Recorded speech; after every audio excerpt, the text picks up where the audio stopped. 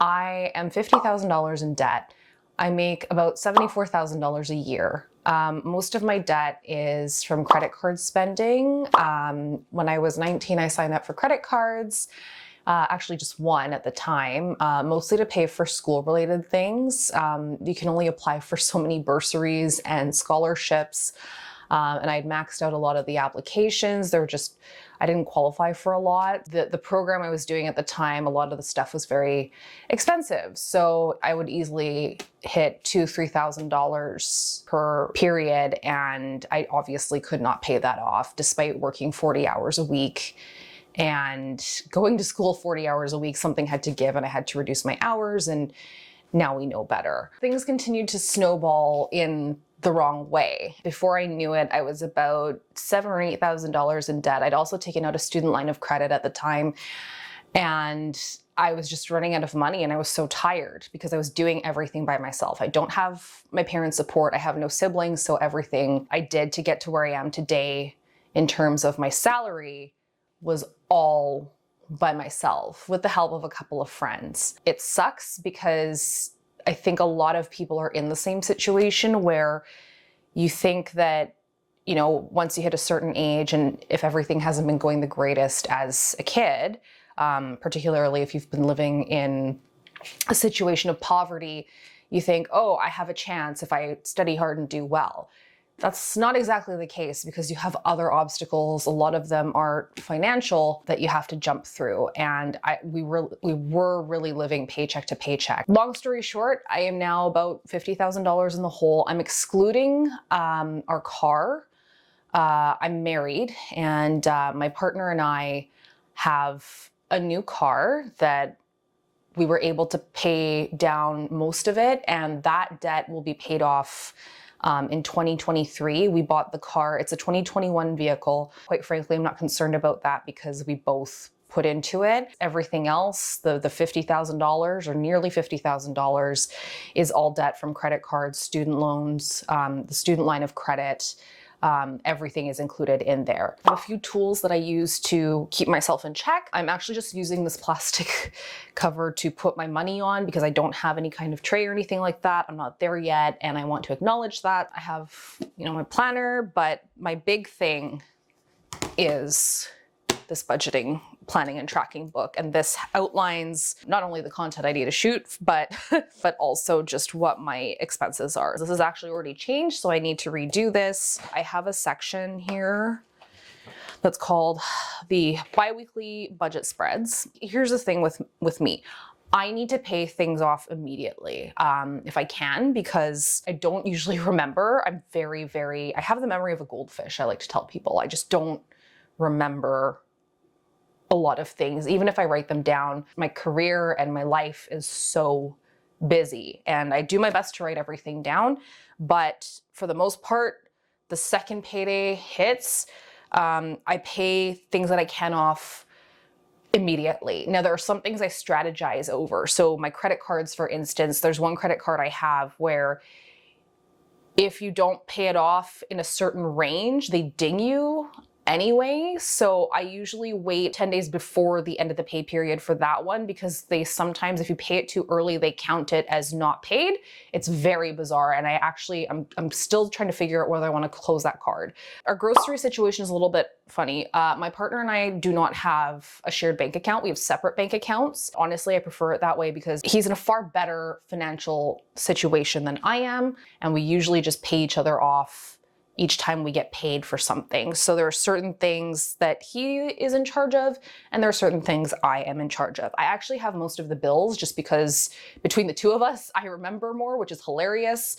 But then a lot of those bills are done by automatic payment, so we don't necessarily have to worry about that. The only thing he takes care of in terms of money coming out from his account is the rent. And some of our memberships. I think there's like Netflix and whatnot, but because a lot of the other things were already on my account before we got married, when we moved in together, I was paying for a lot of the bills through my account, and then he just paid me back. So we've just continued that system. It works for us. It will not work for everybody, but we just prefer it that way. He took care of some of the groceries last pay period. So I've already paid him for that. I paid $174 to our cable company, and that's for our internet and whatnot. Yes, it is incredibly expensive to have internet and basic cable. We will be cutting that down. I've already decided. We are on a 2-year contract. That is going to change. I believe it's May or June that contract will end. That's gone. We're going to do internet only. We have a Google subscription for the family, and that allows us to skip ads. We love it. It's frankly quite annoying to see ads, and I use it for some of my other accounts. So that's gonna stay with us. It's only $20 a month, and we divide that in half. So our rent is $1,100 per person.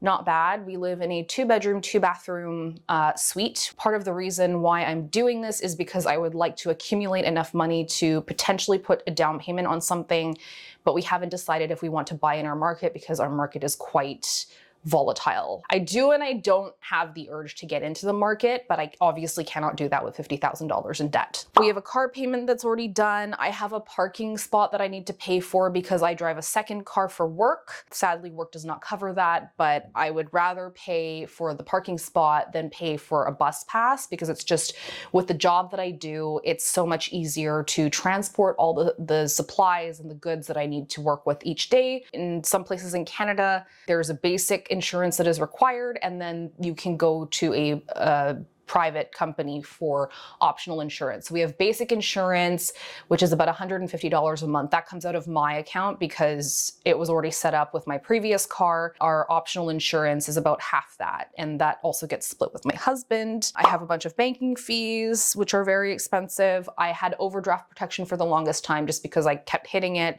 and at this point right now it is good to keep. My goal is to have a balance of $500 at all times in the account, just in case.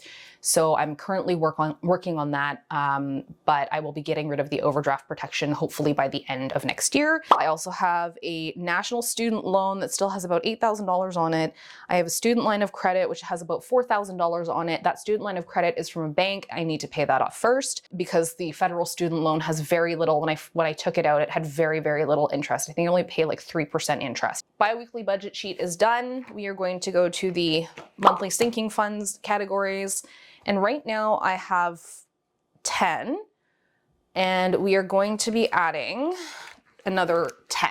Everybody is different, obviously, and not everyone is going to have the same needs. Some of these things I need because I just need them. I'm not going to give them up, and they have made me happier. I don't want to go into too much detail as to why I need them, but they are important to me. And after spending, the last month trying to figure out what is and isn't important, these things were the things I absolutely could not live without. The first thing I have is counseling. So for the first month of the year, that usually gets covered. It's not covered by my work because the person does not meet the minimum requirements. There are specific requirements you have to have. For instance, like a psychology degree. Your counselor has to have a psychology degree for it to be covered for the year, but that person does not. So I have an extra bit of spending money that is from my company, and we put that $200 that I get each year towards the counseling, so that way I get a head start.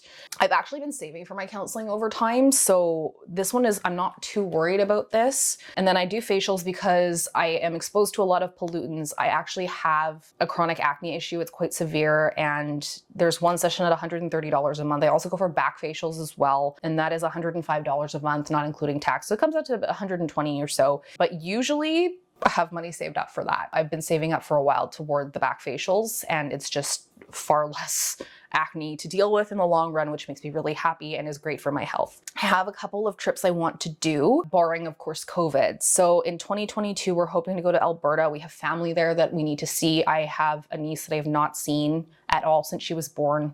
She's going to be 2 soon, and it horrifies me that we have not seen her. We are driving to Alberta, so we suspect the expenses won't be very high. We'd like to go to Montreal as well. So Hawaii for Christmas next year is a big dream of mine, and I would like to do that if everything goes well, and then go back to Hawaii in the summer of 2023, and then Big trip to the Philippines in December of 2023. I'm actually from the Philippines. I have not been home in more than a decade. My husband and his family have not seen it, so I'm hoping to go back there with my husband and my in-laws. I really miss home. And then for an emergency fund, I need to save up 2 months worth of wages. That's $7,000. Car costs, so any emergency costs that come up. Now I'm very fortunate. My husband actually covers a lot of the car costs. So oil changes, any sort of maintenance, and the fact that our car is new is great. We also, a lot of people say not to get some of the coverage that comes with a new car.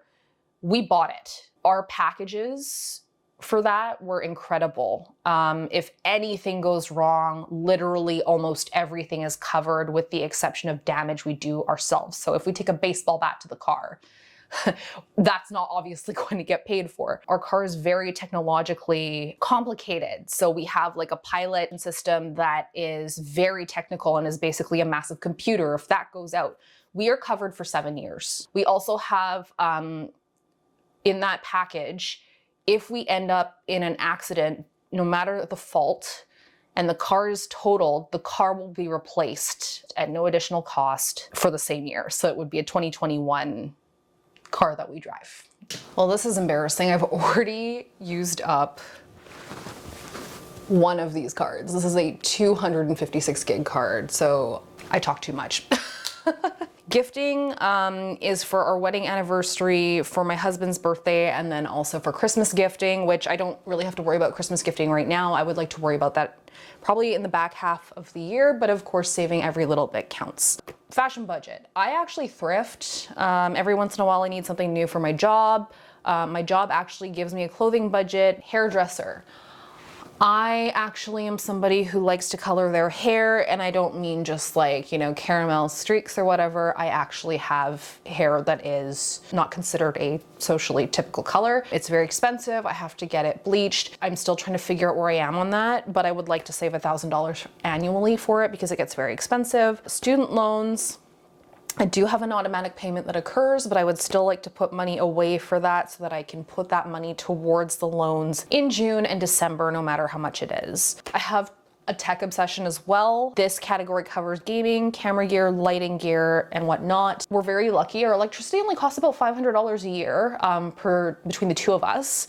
So I would like to create just $500 annually to put toward that, to not worry about. This year, I think it's supposed to be around $480, but you know, an extra $20 buffer doesn't hurt. Gas is another weird one. My husband usually picks up most of the gas costs, but every once in a while I'll fill up. So I figure $25 to $40 monthly is a good place to go, and I can always adjust that based on how much money I've accumulated and how much money he's paid into gas. Eating out. This is the one that always gets me. I have a lot of girlfriends who work in the same industry as I do. I'm like, oh, do you want to go out for like a meal? And I'm always flabbergasted at how much at the end of the meal I've spent. I've decided to create an eating out buffer, making sure you're aware of what you're spending. And I looked over my receipts and my bank account, and it was like, wow, I was spending a lot eating out. I think in the summer, when I looked at that, I was averaging $400 a month. I love makeup as well, but I've started to scale back on that immensely.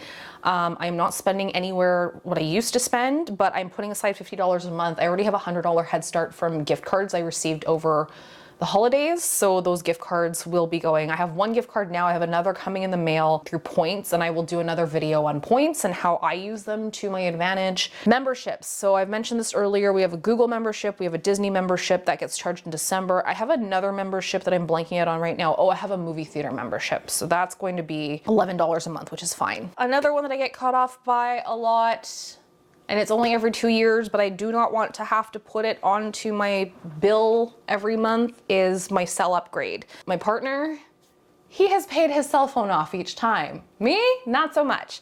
So right now, his bill for the phone is $40 a month for 25 gigs of data.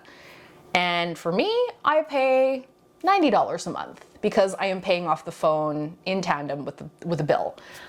So I could be saving $50 a month, but by having paid off the phone up front, we're gonna change that. I just I just received a new phone, so we have time to do this. I have about 2 years, so I have 2 years to save up $1,000. And then self-care is just, we have random things that we like. So we like candles in the house, we like, you know, essential oils and all that. So I'm gonna put a little bit of money aside for that. Hair, this is hair color, hairspray, hair treatments. Now, when I don't have the hairdresser appointments, I actually go and grab semi-permanent color, which does add up after a little bit of time. So I'm banking this at about $50 a month. I love to do my nails. I refuse to give that up. I was going to get them done initially 4 or 5 years ago when I first started working. I loved it, but quite frankly, I know I can do the same job for so much cheaper. I do my fingernails every 2 weeks. I do my toenails every 3 weeks, and I use gels and polygels.